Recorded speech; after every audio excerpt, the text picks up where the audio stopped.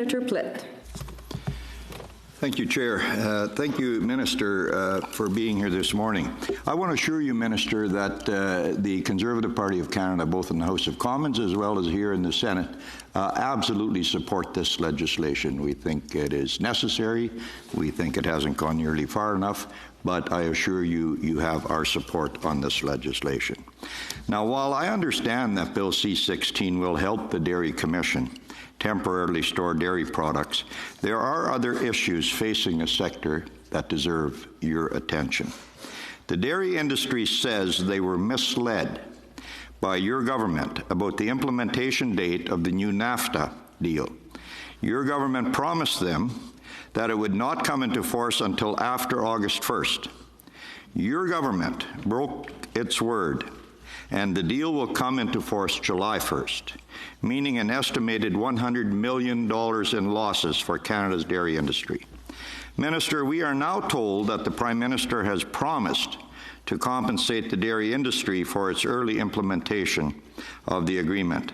What amount of compensation are you going to provide the dairy industry for breaking your $100 million promise to them? Are you going to nickel and dime them, as you have done the entire agricultural industry last week, and even here with this bill today, or are you going to provide fair compensation? Thank you, Senator, and I thank you all for supporting the change in this legislation. It's important, and I appreciate it. We have not committed to any date in the implementation of the new NAFTA, and we have worked very hard as a Team Canada with a lot of partners across the country, from the industry, from the provinces, to get the best deal out of it for the Canadian economy in general, and it will enter into force in July this year.